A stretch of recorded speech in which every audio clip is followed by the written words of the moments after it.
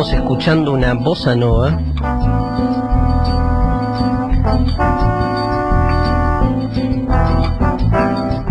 muy brasilera.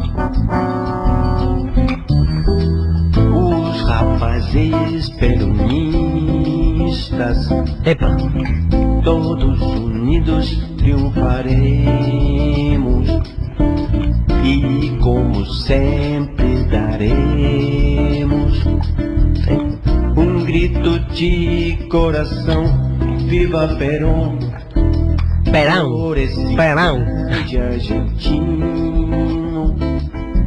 que tem sabido conquistar, tan sabido a conquistar grande massa do povo, massa do povo. combatendo o capitão. Perón, Perón, você é o maior. Bueno, estas cosas que encuentra Mariana Collante dando vuelta por ahí. ¿Quién aplaude? ¿Nuevo aplauso? Muy bien. Bueno, gracias, Caetano Veloso, ¿no? Y Gilberto Gil, nada, ni en pedo. Ni sabés. A realidade. A única verdade, a realidade. Los principios sociales se fueron a la concha del mono. Bueno, aquí estamos en la segunda sección, lo inactual. Recuerden la pregunta, ¿es el peronismo de izquierda? ¿Es un movimiento de izquierda? Las respuestas son interesantes. From Hell nos dice, todos los programas de Darío con un diente menos, que deje de hacer programas porque se queda sin dientes. No entendí si es de izquierda o no el peronismo. Ir al dentista que te saquen muelas es peronista, ¿sí? Gracias, From Hell, te esperamos. Sos cordobés vos, me acuerdo que viniste, mirá qué memoria, al curso en agosto, así que te esperamos pasado mañana. Dedis nos dice, el peronismo es la expresión de la izquierda pero nacional, no importado. Esta idea más, esta idea también tan conflictiva de si hay una izquierda nacional o si la izquierda es un movimiento internacionalista, ¿no? Porque lo difícil sería pensar un movimiento como el peronismo de fuerte raigambre nacional, diríamos de un nacionalismo moderno, habría que ver qué quedó de eso en el siglo XXI, pero cómo comulga con una filosofía más universalista como la de izquierda. Entonces, la idea de izquierda nacional es una idea, digamos, que tuvo sus cultores, obviamente, en el siglo XX, y que en el caso del peronismo, también alguna de las variables peronistas ahondó por ahí. Gracias, Dedis. Pelu nos dice, el peronismo no es de izquierda, la izquierda a veces es del peronismo. La derecha también a veces es del peronismo. Y nos agrega, las serialistas son peronistas. Gracias, Pelu, divino. Darío Pelupita, arroba Darío Pelupita. Aarón Lozano nos dice, el peronismo no es de izquierda, es popular, pero no de izquierda. Es la fusión de control de masas europeo con el ideal zurdo de los 40. Interesante posición porque separa... Che, sacamos la bossa nova ya. Basta porque... Gracias Laura, gracias. La idea de popular es una idea muy interesante porque es algo que en general se le cuestiona a la izquierda, que la izquierda en tanto movimiento institucional no ha sabido relacionarse con lo popular. Nada, también se lo chicanea desde ahí a la izquierda, pero es cierto que el peronismo siempre ha podido históricamente mostrar, como muchos movimientos nacionales y populares, su relación o ser expresión de algo así llamado lo popular, mientras que la izquierda siempre ha tenido ese problema, tal vez demasiado teórica en muchos aspectos, le ha costado interpretar ese fenómeno de lo popular que de algún modo identifica a a gran parte de la sociedad, y que de algún modo termina apoyando esa identificación, ¿no? Ahora, esa identificación con lo popular tiene este riesgo, que es aideológica o panideológica, o sea, se mueve dentro del arco ideológico de izquierda a derecha sin ningún tipo de tapujo, ¿no? Porque, digamos, el corte no tiene que ver con algo ideológico, sino con una representación identitaria, ¿no? Entonces, es otro el aspecto. A mí me pasó, yo me acuerdo... les cuento que a finales de los 80 estuve en Nicaragua. Cuando Nicaragua era sandinista, estuve con un grupo de amigos visitando Nicaragua, conociendo el proyecto sandinista, nacional y popular de los 80, en guerra, ¿no? Una Nicaragua que fue atacada permanentemente a partir de lo que fue la revolución socialista que allí se generó. Y me acuerdo que fui con toda la expectativa de conocer un país socialista y me volví peronista. Porque lo que encontré en el sandinismo, además de ser obviamente una propuesta socialista, fue la expresión de una idiosincrasia nacional y popular, algo que realmente es un gran misterio, ¿no? Porque de un lado también genera una grieta, digo, esta cosa de representar lo popular, que para del otro lado es visto siempre como populismo. Lo que se supone que es representación de lo popular puede ser visto también como usufructo de lo popular para la expansión de su propio interés o del poder que sea, ¿no? ¿Hasta qué punto representar lo popular es una representación fiel de la demanda popular, de la necesidad popular, y hasta qué punto esa representación no tiene un objetivo más demagógico, en el peor sentido del término, que es utilizarla, digamos, para que grupos dirigentes saquen provecho de eso? Esta es la historia del peronismo. Al peronismo siempre se lo acusa, en todo caso, de esa tensión o de esa oscilación. Nos dice Emiliano Pío, finalmente, ¿el peronismo puede ser la izquierda dentro de la estructura capitalista? Se pregunta. O sea, sin renunciar al capitalismo, lo más izquierda dentro del capitalismo, ¿podría ser el peronismo? Hay posturas por fuera también. Saludos. Está buena la pregunta. Habría que contextualizarlo históricamente. Yo creo que el menemismo fue peronista, claramente, fue una expresión en los 90 del peronismo.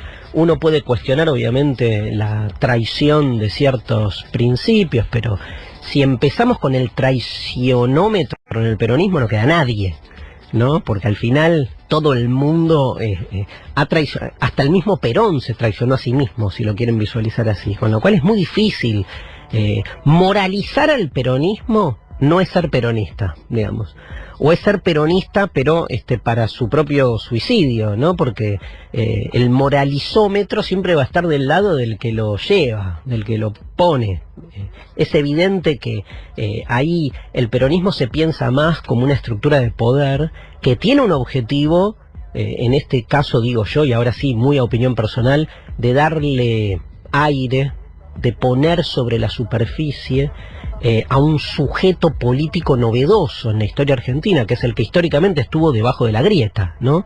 Digo, si algo ha hecho el peronismo es darle voz, darle soberanía, empoderar, como se gusta decir ahora, a un sujeto político que hasta ese momento no lo era. El desclasado, ¿no? El postergado, el hijo de la mixtura, de la hibridez, ¿no? El negro, como se lo ha solido representar desde el poder, ¿no? O sea, y creo que ese fue la gran tragedia del peronismo, que, digamos, les diría que hasta casi más allá de lo ideológico, se metió con quien no hay que meterse, porque puso, digamos, de manera frontal, expuso de manera frontal y puso en la delantera a aquel sector de la población que el poder siempre supo que no tenía que tener lugar y que siempre utilizó para su propio desarrollo. O sea, la sociedad, con todos los cambios ideológicos que quieras, siempre tuvo quien barra las veredas, quien limpie los calzoncillos de los dueños de casa, ¿no? Quien cocine para que otros disfruten. Bueno, ese sector marginado en los 40, que ya parecía una cuestión casi nata, ¿no? Casi de 2000 años de historia, de ser la puerta trasera de la sociedad o del orden social existente, el peronismo lo puso en el poder. Lo puso en el poder, bien, mal, pero lo puso en el poder. Le dio personería, lo convirtió en sujeto de la política. Y eso es imperdonable para el poder, porque el poder tiene que vérselas con sus propias miserias. Entender que esa mujer que te cuida a los hijos, también tiene hijos, y que no los está cuidando para cuidarte a los tuyos. Y eso nadie lo quiere ver. ¿no? Nadie lo quiere ver. Entonces, esa puesta en evidencia de ese otro históricamente postergado es un palo en el orto. Que la aristocracia, el establishment que históricamente ocupó ese lugar sin ningún tipo de conflictividad, de repente se las tuvo que ver con esa distribución, como dicen algunos, esa redistribución del goce. O sea, no importa si a vos te va mejor en gobiernos peronistas, si tu economía crece, lo que te importa es que no podés compartir con quien te lava los calzoncillos los mismos consumos. Y cuando entras a un restaurante y en la mesa de al lado está tu empleada doméstica comiendo igual que vos, decís, no, acá hay algo que está fallando, ¿no? Y entonces vas a hacer todo lo posible para que las cosas vuelvan a su orden natural, porque en el fondo es eso lo que de algún modo molesta, ¿no? Por eso yo diría que, más allá de izquierda o de derecha, creo que el peronismo es realmente pan ideológico y que hay de todo, o sea, es un significante en algún punto que es apropiado por distintas ideologías, pero lo que ha hecho el peronismo es poner, ¿no?, en la delantera, es darle poder a quien no debería tenerlo. Y me parece que esto marca un camino y marca también un lugar identitario, ¿no? Esta divisoria, esta grieta, tiene que ver un poco, me parece, con eso. Yo quiero decir, hay muchos audios, no vamos a llegar a ver casi ninguno, Mariana nos va a matar, pero quiero decir algunas cosas del peronismo rápido antes. Lo quiero llevar desde otro lugar, compararlo sobre todo con la filosofía. Me parece muy interesante ese ejercicio de, en vez de entrarle por adentro, tratar de entrarle por afuera. ¿Qué tienen en común la filosofía y el peronismo? Sería como la primera pregunta. Porque nos acercamos desde ahí, o sea, en esta sección vamos a hablar de filosofía y peronismo, no de filosofía del peronismo. Ni de cómo Aristóteles vería el peronismo. Andás a ver qué diría Aristóteles, ¿no?, de los cabecitas negras, ¿no? Pero bueno, Aristóteles dijo que la mujer era un macho no realizado, o sea que el lugar de la carencia me parece que lo comparte, ya sabemos de qué lado hubiera estado Aristóteles. ¿Qué comparten la filosofía y el peronismo? Rápido, lo primero es que ambos son campos de batalla semánticos, ¿no? O sea, en ambos casos no hay una definición unívoca. ¿Qué es la filosofía? Y bueno, a ver, ¿quién la define? ¿Santo Tomás? Te va a decir A. Marx te va a decir no A. Aristóteles te va a decir B. Derrida o Nietzsche te van a decir no B. Entonces se provocan campos de batalla semánticos en el sentido de que hay un significante que quiere ser significado, hay una palabra que quiere encontrar un significado, quiere encontrar una definición, pero esa definición es imposible. ¿Por qué? Porque este término supone una cantidad de interpretaciones tan diversas que incluyen esas interpretaciones su propia negación. O sea, en el peronismo tenés definiciones del peronismo que cuando se define el peronismo se excluye directamente en esa definición a sectores que también se definen peronistas. Es tremendo. Porque vos podés marcar los contornos del peronismo y decir, bueno, con esto me diferencio un radical, con esto me diferencio, no sé, de un pro. El problema es que cuando definís peronismo, vas a dar una definición, definir es poner fines, y seguramente muchos peronistas se van a sentir absolutamente excluidos de esa definición. Con lo cual no hay una definición universalizante para el peronismo. Digo, la definición, si quieren, más ortodoxa deja fuera a toda la izquierda peronista. Ya decir que el peronismo no es de izquierda deja fuera a la mitad del peronismo. Ahora, decir que el peronismo es de izquierda también deja fuera a la otra mitad del peronismo. Entonces, con la filosofía pasa lo mismo. Decir que la filosofía busca alcanzar la verdad deja fuera a todos los que cuestionamos la verdad como un ejercicio del poder. Entonces, primera definición, me parece importante esta característica, que no hay una definición única y que lo que se provoca entonces es un campo de batalla semántico, donde las interpretaciones pelean entre sí. Quiero decir que en ese sentido hay como una también interesante, vamos a escuchar algunos audios ahora, una interesante tensión, tanto en el peronismo como en la filosofía, entre lo que es por un lado sus instituciones y su carácter movimentista. Como que el peronismo siempre que se institucionalizó la cagó. Y entonces, ¿por qué? Porque recorta, encorseta algo que tiene que ver con la fuerza movimentista propia del peronismo que excede a toda institucionalización. Con la filosofía pasa lo mismo. Cuando la querés definir y darle una institucionalidad, entonces ella misma se transgrede a sí misma. Al peronismo le pasa lo mismo, o sea, lo pejotizás y de repente, bueno, el PJ reprime todas las manifestaciones peronistas, el verdadero peronismo pasa por otro lado, etcétera, etcétera. La segunda característica es que en ambos casos creo que hay una historia de un debilitamiento. O sea, en el caso del peronismo, ¿cuál sería el debilitamiento? Que el peronismo nace con un significante fálico, absolutamente poseedor de la verdad peronista, que era Perón. Pero Perón se murió. Y entonces se va provocando una especie de anarquía hermenéutica donde diferentes sectores interpretan ese falo vacío a su piacere. Y entonces el peronismo, de ser muy rígidamente definido en términos de la biografía de Perón, se vuelve hoy un movimentismo anárquico donde cualquiera se dice peronista. En la filosofía pasa lo mismo. La filosofía nace con la vocación de alcanzar la verdad, pero esa verdad, también fálica, muere. Y entonces hacer filosofía es ir destronando esa verdad, tratando de cultivar más bien la idea de relato, de narración, ¿no? De metáfora sobre todo lo que pensamos. Tercera característica que une a la filosofía y al peronismo es claramente su vocación por el otro. La otredad en ambos casos se juega en dos sentidos. Tanto la filosofía como el peronismo son el otro. Porque el peronismo es el otro, para nuestro sistema político es absolutamente inabarcable. Siempre se lo va a dominar, se lo va a maestrar, se lo va a domesticar, se lo va a querer dominar colocándolo en el lugar de lo animal, de lo primitivo, de lo populista, de lo falente, ¿no?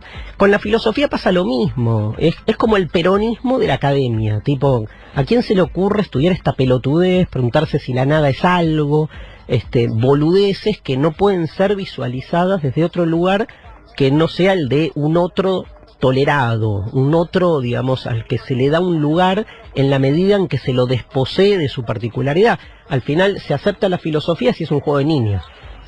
Ahora, si la tenés que aceptar a van la letra, la filosofía es insoportable, porque te mete el dedo en el culo, posta. Con el peronismo pasa lo mismo. Siempre le vas a encontrar su falla en el sistema republicano. ¿Pero por qué? Porque te está tocando el culo. Porque de algún modo cuestiona la eficiencia de la representación política. Y por último, y al mismo tiempo hay un otro que en ambos casos buscan representar. La filosofía busca representar la voz de lo otro frente a lo que es el sentido común imperante, y el peronismo busca darle lugar al otro.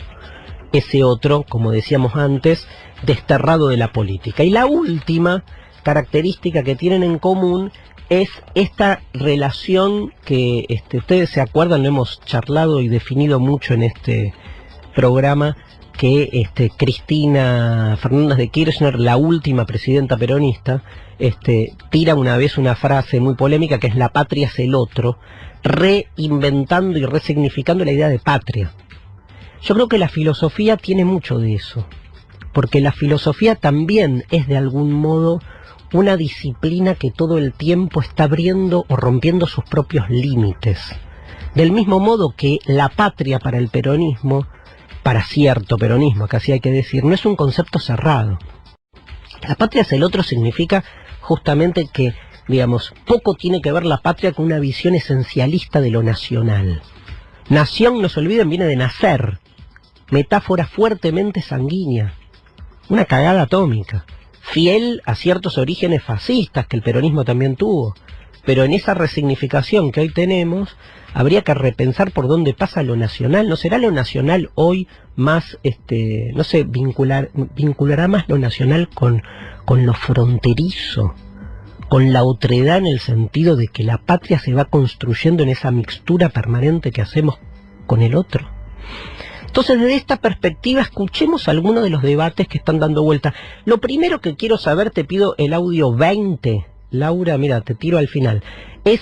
¿Vieron esa idea sartreana de que uno no sabe qué mierda es? O sea, quien mejor define al peronismo no es el peronista, sino el que lo odia, el que lo rechaza. Y bueno, tenemos una recopilación de algunos de esos rechazos. Lo escuchamos. ¿Se muere el peronismo para usted? El peronismo está muy golpeado. El peronismo tiene que aprender a perder.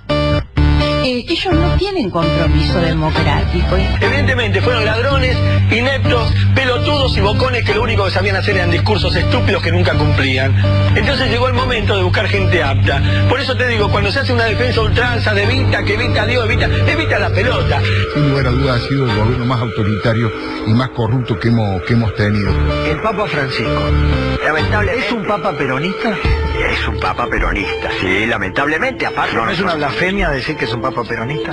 Él nació en un hogar peronista. Él quería que gane PJ. Se profundizó la crisis en el peronismo que parece herido de muerte. Ya a esos políticos no los quiere más. Entonces el peronismo se va quedando afuera del sistema. Lo que se muere si en octubre se repite una elección como esta o se mejora, que es mi esperanza, lo que se muere es la hegemonía peronista. Acá no hay punteros, acá no hay humillación, acá hay ganas, hay valores.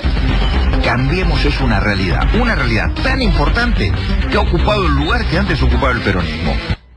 Bueno, interesante lo último que dice Sanz, ¿no? Que coloca a la actual alianza de gobierno en una realidad, dice, es una realidad tan importante que ocupa el lugar que antes ocupaba el peronismo. Es interesante pensar la derrota del peronismo en las elecciones del 2015 y la inminente, por lo que se supone, derrota que se va a ratificar después de las PASO en octubre, el 22 de octubre, y pensar de alguna manera si la nueva alianza de gobierno no ha ido reemplazando al peronismo en muchas de sus prácticas como más adaptado a nuestros tiempos, ¿no? A veces uno tiene la sensación de que por lo menos hay algunos líderes de la alianza de gobierno que son más peronistas que el peronismo, ¿no? O que hacen más peronismo que muchos peronistas. Y lo hacen porque de algún modo no tienen anillos, ¿no? Digamos, no tienen conflicto, ¿no? Ideológico, y sin ningún prurito de algún modo entienden lo que es el poder. A mí me gusta pensar el peronismo desde el poder, pero a mí me gusta pensar todo desde el poder. Entonces, yo creo que evidentemente hay una interesante tensión entre el peronismo como poder y el peronismo como ideología. Cuando al peronismo se lo interpreta de un único modo, desde una única faceta, se convierte en una limitación, por lo menos para su historia. Porque históricamente el peronismo no tuvo esa limitación, por eso ganó. Cuando tuvo esa limitación, perdió. Y siempre gana el que no la tiene, ¿no? Pero bueno, eso son decisiones de los que hacen política, qué tipo de identidad quieren cultivar. Es muy fuerte acá, obviamente, la idea, esta sucesión de comentarios que acabamos de escuchar. Escuchábamos a la gobernadora Vidal, a Sebrelli, a Carrió, a Fernando Iglesias, a la vicepresidenta Gabriela Michetti, diferentes afirmaciones que todas tienden a la idea de que el peronismo ha perdido hegemonía o viene muriendo. Para morir hay que tener una existencia básicamente definida. Yo creo que el peronismo no muere, el peronismo se transforma, ¿sí? Del mismo modo pienso que la religión no murió, que Dios no murió, Dios se transforma. Y cuando uno menos lo piensa y donde uno menos cree, ahí está, debajo, ¿no? Camuflado o secularizado. Habría que pensar para qué lugar hoy el peronismo se está direccionando, en qué estará mutando. Lo que sí tienen razón todos los que hablaron recién es que perdió el peronismo una contienda electoral, ¿no? Por lo menos la que de algún modo atraviesa nuestra coyuntura política en los últimos 5 años.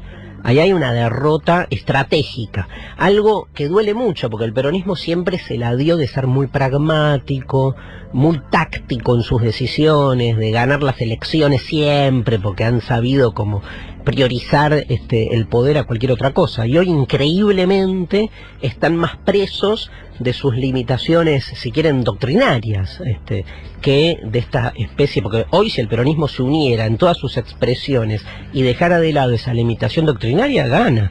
Es más que evidente. Ahora, evidentemente no lo puede hacer, y no es solo una cuestión de voluntad, sino de cómo está hoy planteado el escenario político. Escuchemos, dentro de estas discusiones, veamos algunos comentarios. Hay muchos líderes peronistas, pensadores del peronismo, que han discutido si es de izquierda, si es de derecha. Yo quiero decir algo de eso. Yo creo que hay una vocación de representación popular que para mí tiene elementos de izquierda. Ahora, si concebimos a la izquierda únicamente desde el pensamiento marxista, evidentemente no.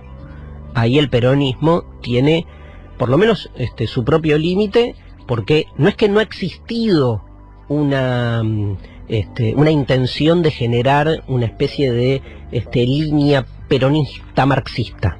Ha existido, y mucho. Pero digo, no es la única, evidentemente.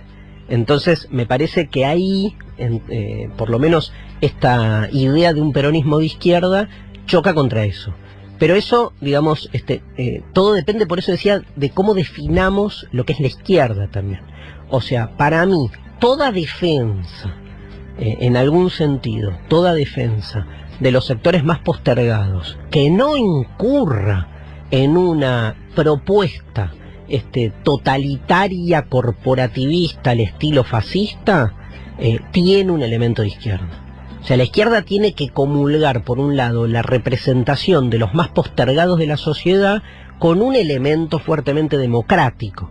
Entonces ahí el peronismo a veces tambalea, porque a veces su representación popular obviamente pone en jaque la idea de democracia liberal, ¿no? Habría que ver cómo se resignifica esa idea de democracia, pero me parece que ahí hay una consonancia interesante de pensar. Veamos este debate que nos encontró por ahí Mariana en la red entre Ángel Capa, director técnico de fútbol.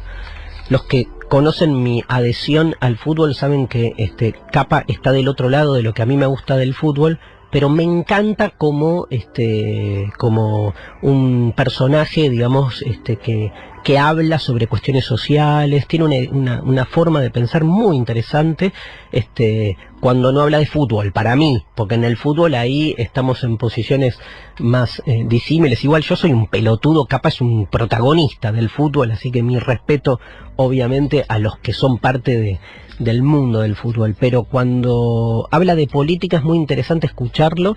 Y Dolina se pelea un poco con él, ¿no, Mariana? Dolina escucha sus comentarios y le responde. Veamos, me acordé que ayer estuve en el club, en la Fernández Fierro, escuchando al amigo Fede Misraji, que presentó sus canciones, y el que me atendió, que era como medio uno de los, cuando llegué, me maltrató, me dijo: ay, el bilardista, yo soy de Huracán, menotista, ustedes, mirá qué feo, ¿no? Uno va ahí con la mejor onda. Bueno, espero que la próxima vez la Fernández Fierro me reciban con un poco más de onda. Escuchamos Ángel Capa y después Alejandro Dolina. Bueno, yo era peronista de base, que era una corriente de izquierda del peronismo que cuestionaba a Perón, precisamente. Que Perón no era revolucionario, ni mucho menos. Eva Perón sí era revolucionaria, pero Perón no. Entonces, de ninguna manera nosotros pensábamos que se podía llegar a un cambio de estructuras con Perón. Sí con la clase obrera, que era peronista, y sí con Eva Perón, que era revolucionaria. Con Perón no. Lo que Perón quería, un capitalismo bueno. 50% para los obreros, 50% para los capitalistas. Lo cual era un absurdo. Es decir, no hay un capitalismo bueno. El peronismo fue lo que le quitó al pueblo argentino la posibilidad de politizarse, de tomar conciencia política. No se puede reducir al peronismo a esos términos. Perón no era revolucionario y Evita sí. Y ya tenemos explicado un fenómeno tan complejo como el peronismo. Es difícil la lucha para reivindicar a los que menos tienen. No siempre hay que esperar que se produzca una revolución definitiva. Conseguir que personas que jamás han tenido vacaciones las tengan, que jamás han tenido zapatillas las tengan, que jamás han tenido dignidad y seguridad en su trabajo los tengan. Es una revolución. Y eso ha sido una revolución, el peronismo en la Argentina.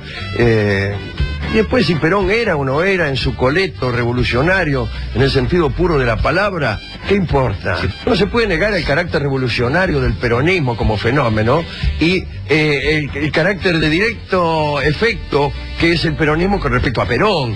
Perón desata el peronismo y el peronismo es revolucionario. De manera que entonces Perón, por mucho que no fuera tan revolucionario en sus charlas íntimas, desató una revolución inédita en el país. Eso no se puede negar.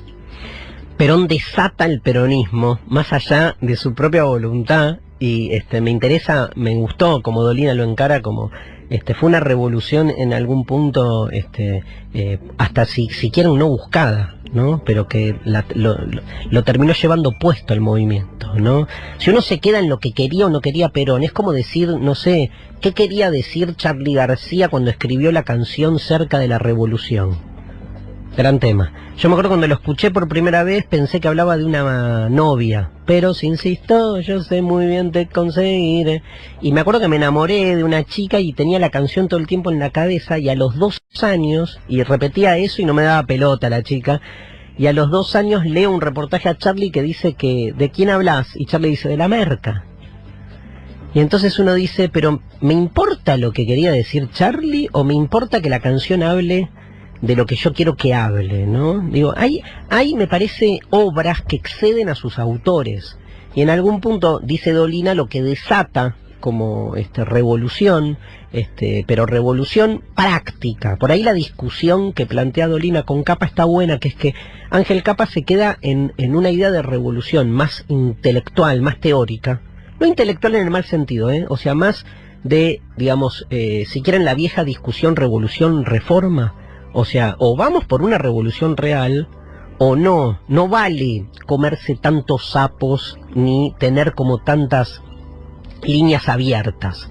Y me parece que Dolina lo que dice es, a ver, si aspiramos tan alto que la única revolución que vale es la revolución absoluta, al final no tenemos nada.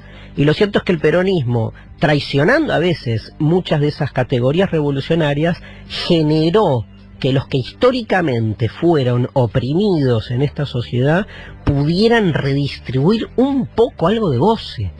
Digo, no es poco, ¿no?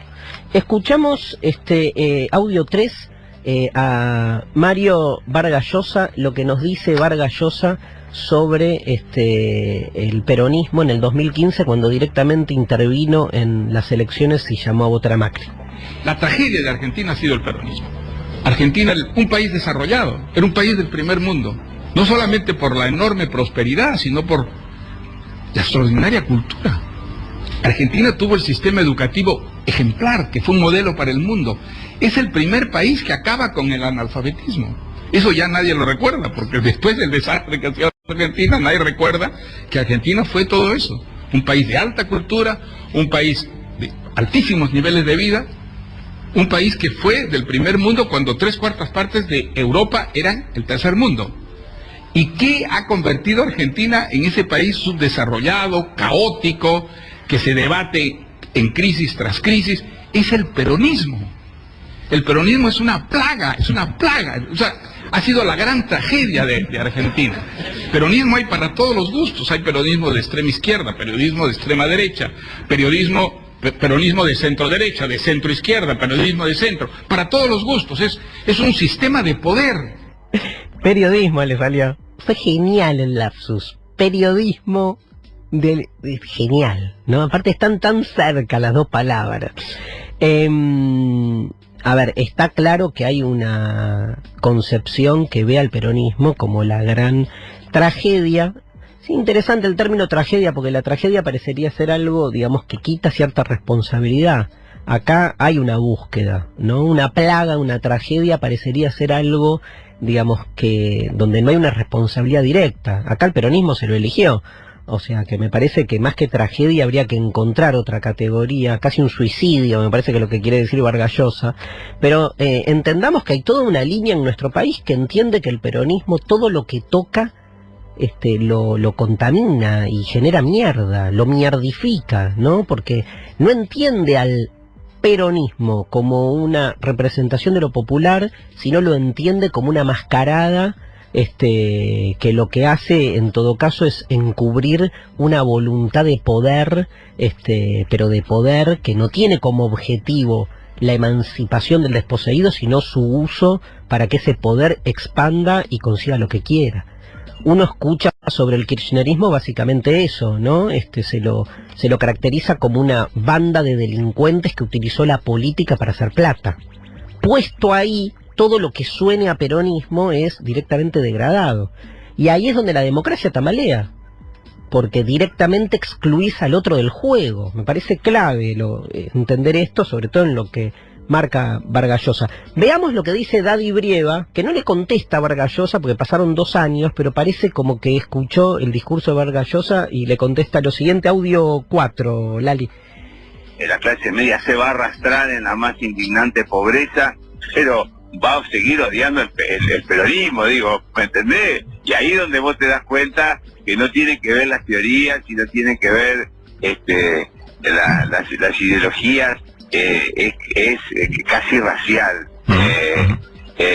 Por eso que cuando me hablan de esto, que cuando nos vamos a unir, y que yo digo, no hay nada que unir cuando a vos te gusta el pescado y a mí me gusta la carne. No hay nada que unir cuando un tipo que nacido en el mismo territorio, encajonado bajo una misma bandera, me dice que la dictadura que reconoce fue la de Perón y no reconoce otra dictadura, digo, como hizo Bartolomé Mitre.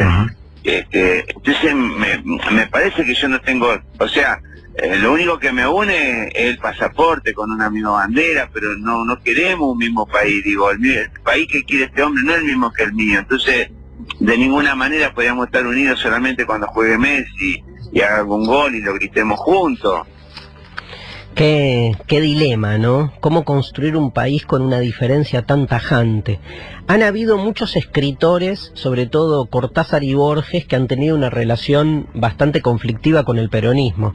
De Cortázar se suele decir, déjennos así como grado de intelectualidad literaria, que uno de sus cuentos más famosos, Casa Tomada, fue escrito como una metáfora del peronismo. ¿Habrá sido así? Bueno, saben que se lo preguntaron a Cortázar, estoy en el audio 13, y le preguntan en una entrevista llamado A Fondo, no sé si la vieron, conducido por Joaquín Soler, unas entrevistas muy interesantes de la televisión española, le pregunta el periodista Cortázar sobre Casa Tomada. Lo escuchamos. Lo de esos hermanos expulsados de su casa, es Casa Tomada.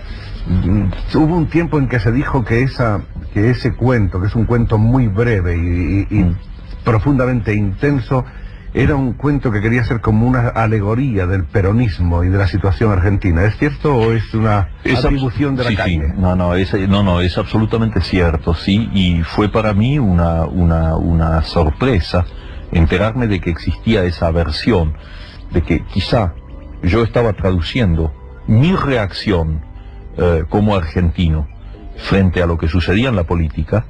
No se puede excluir, porque es perfectamente posible que yo haya tenido esa sensación que en La Pesadilla se tradujo de una manera fantástica, de una manera simbólica. Entonces a mí me parece válido como posible explicación, no es la mía. Me encanta. A mí me parece una válida explicación, no es la mía, ¿no? Pero no importa, porque Cortázar entiende que él no la escribió pensando en el peronismo. Ahora, le encanta que se haya interpretado de ese modo y que así corra. ¿Y qué dice Borges, Lali, sobre el peronismo?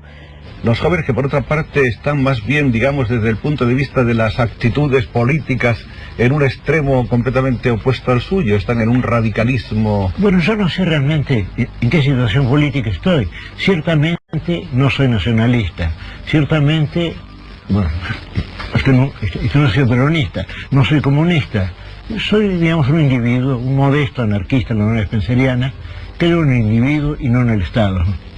Bueno, lo queremos, porque aparte cuando dijo no soy peronista es como que trastabilló un poco, viste que cuando dijo no soy comunista fue claro, cuando dijo no soy nacionalista también, ahora no soy peronista tuvo como una risa, es como que le costó, así que por eso se la damos. Bueno, hay muchísimos audios, pero se nos va el tiempo. Queremos escuchar básicamente, digamos, un poco también por la onda y porque entendemos que si hay un lugar donde el peronismo más pudo expresar su trabajo fue en las villas, y quiero escucharlo al padre Mujica, en la creación del movimiento villero peronista. Padre Mujica, bueno, uno de las víctimas de nuestra dictadura, cívico-militar. Audio 18, le preguntan al padre Mujica cuáles son los fundamentos del movimiento villero peronista. Padre Mujica, buenas noches. Buenas noches. Constituido el movimiento villero peronista, ¿cuáles serán sus principales finalidades? Bueno, la principal finalidad es aglutinarse en el movimiento que expresa al pueblo argentino, al pueblo trabajador fundamentalmente, que es el movimiento peronista, para trabajar desde abajo, es decir, desde el pueblo, en la remodelación de las villas para constituirlas en barrios obreros, y para que el pueblo trabajador villero se constituya en protagonista del quehacer nacional a partir del 25 de mayo, ya que precisamente dentro del movimiento peronista la clase trabajadora es la columna vertebral. ¿Saben lo que más me impacta de esta declaración? La voz de los chicos detrás. Es como que lo dejo de escuchar en un momento, lo dejé de escuchar al padre Mujica y es los niños ahí, y uno dice, pasa por ahí, pasa por esos silencios. Cuando uno quiere poner el peronismo en palabras, más vale escuchar el trasfondo, ¿no? El ruido que genera. Cerramos con una situación bastante conflictiva, porque fuera de la casa de este dirigente peronista se juntaron muchos de sus patrones para lincharlo, y los cabecitas negras, así mal llamados, el pueblo peronista, defienden a nuestro dirigente, un loco, un dirigente muy loco, imitando la película de Hitchcock, el loco Evita, defendido por sus cabecitas contra la patronal. Lo escuchamos. ¡Cálmense! ¿No se dan cuenta que nunca van a poder ser felices si viven así, odiando? Cerra el orto, comunista. Acá hay un acuerdo de clase donde los pobres son explotados y oprimidos en paz, con diálogo y consenso. ¡Ellos tienen derecho a la felicidad! No, los pobres deben sufrir y ser humillados. Para ellos son pobres y nosotros no, marxista de mierda. ¡Vamos! Ellos podrán detenerme, ellos podrán matarme, pero los humildes nunca olvidarán mi nombre. Esta es mi venganza. Adiós, mis queridos cabecitas negras. No sé cómo detener la crema en este tiramisú del resentimiento burgués. No sé cómo detener a esta gente. Y cuando todo parecía perdido, un aluvión zoológico del orden de los ovíparos empezó a disuadir a los pudientes de su actitud beligerante. Y así, los cabecitas negras salvaron al loco Evita de las hordas oligárquico-burguesas y el nuevo paradigma social al que muchos definen como bonapartista, estableciendo que es un acuerdo de clases que no profundiza sus contradicciones, se dio lugar, porque trae paz y gobernabilidad. Gracias, Capusotto, genio. Gracias, el loco Evita. Nos vamos a la pausa con Pez, Carne Roja, peronistas o no peronistas. Si la política no tiene que ver con el sufrimiento del otro, es negocio.